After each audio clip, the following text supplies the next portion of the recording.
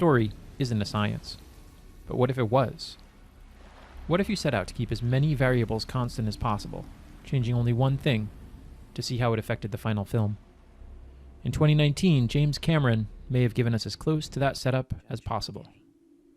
They lived only to face a new nightmare, the war against the machines. The experiment began on July 3rd, 1991. Terminator 2 is a modern classic. The most expensive film ever created at the time, it also pioneered the successful use of CGI.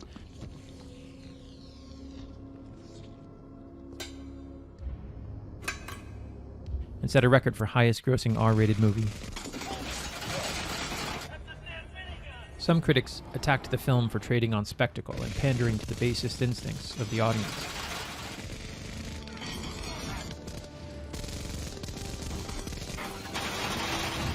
But they were wrong. Terminator 2 succeeded because it aims at one of the most primal and sublime human characteristics, the desire for story. I said it was okay. John, it was stupid of you to go there. How do I know? Damn it, How do I know people love T2 for the story, and not just the explosions and the gunplay? What were you thinking? Because You cannot risk yourself even for me. Do you understand? You're too important. 28 years later, Terminator Dark Fate lost more than $100 million. And while box office receipts aren't the best way to judge a film, I think it's fair to say that if the list of writing credits is nearly as long as the list of stunt credits, there's something wrong. But what is it? After all, not much has changed. Both films follow a young hero unaware of their potential. Get in there and clean up that pigsty of yours.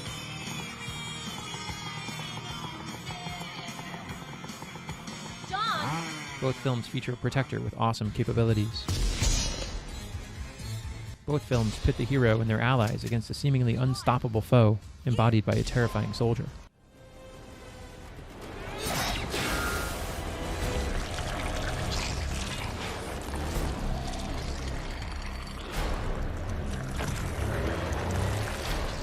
But only one of them is a story, and I think I know what went wrong.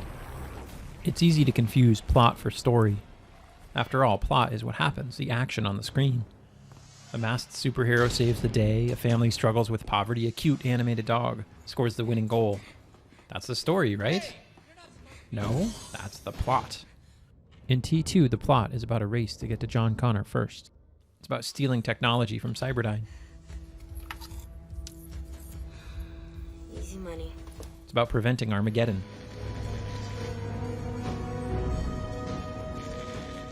All while running from the T-1000.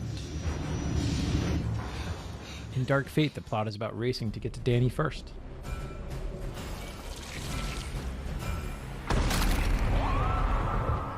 It's about stealing technology from the military. You know, Sarah, I don't commit treason for just anybody. It's about preventing Armageddon. They fly apart like leaves. Dreams, the end of the world are very common. All while running from the Rev 9. He's here. We gotta go. It's the same plot. And yet, T2 is beloved and Dark Fate bombed. So what happened? They forgot the importance of story. Story can happen anywhere in a film, in dialogue, in the score, even in the lighting or costumes. And sure, it can happen in the action, but only if you do it right. But one place commonly overlooked is right here.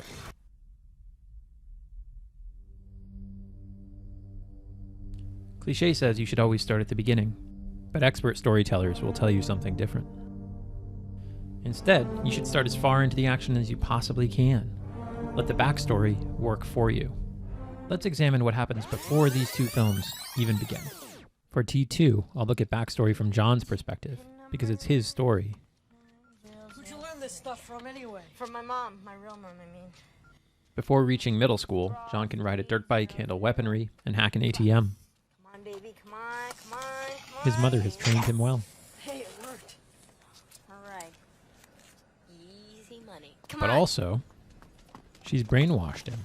Yes! That her? Yes. She's pretty cool, huh? No, she's a complete psycho. Remember, this is John's story, and what else could he believe?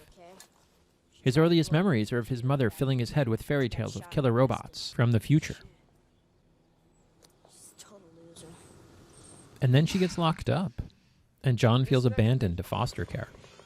It's a compelling, natural arc that leads to... Do what your mother tells you. She's not my mother, Todd. Our hero makes a terrible mistake, and you can't really blame him. And that's great fuel for a story. Now let's look at Dark Fate through the same lens. Hey, little brother. Danny plays an active, nurturing role in her family, Diego, Craig quiere hablar contigo but en she's su not oficina. soft. I'll go. Take my spot. No, él no pidió hablar contigo, ¿eh? Joseph? It's a natural arc, too. To be fair, Dark Fate is probably promising something more like this. But that's really not much of an improvement. We already knew this was an action movie. And I think even examining the facts on the surface of the story shows that there's more going on in T2.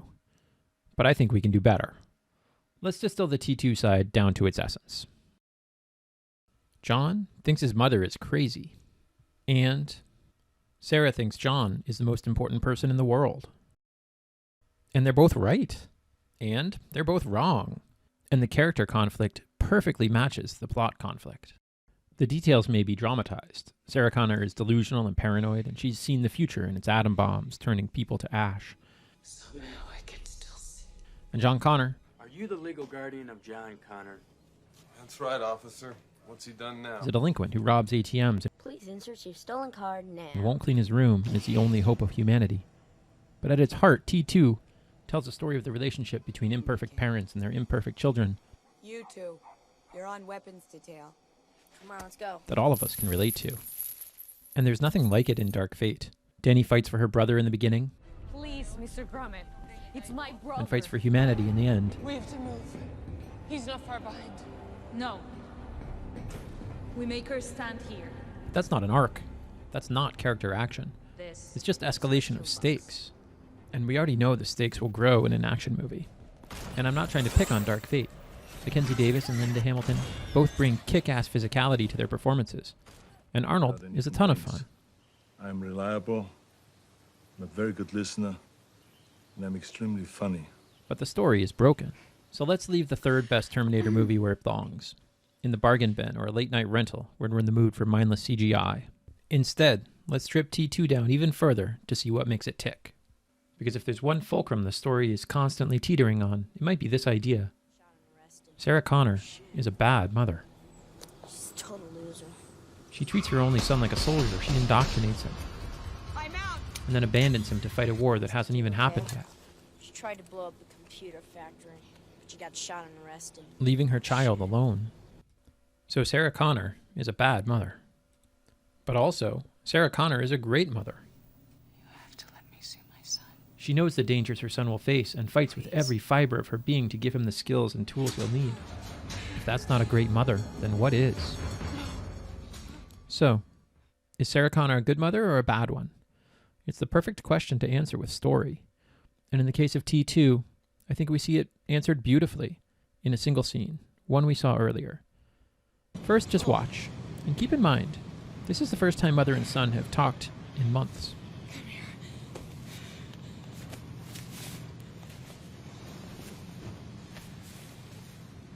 I said it was okay. John, it was stupid of you to go there. God damn it, you have to be smarter than that. You almost got yourself killed.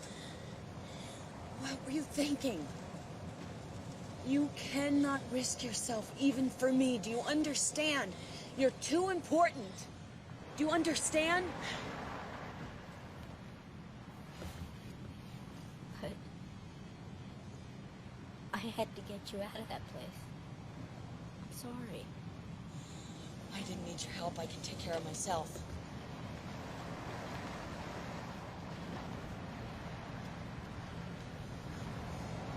What's wrong with your eyes?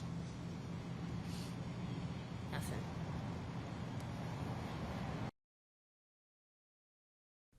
What do you see? I see a clear answer to the question. Sarah Connor is a bad mother. T2 is telling us that no matter what the stakes, you don't treat the ones you love like machines.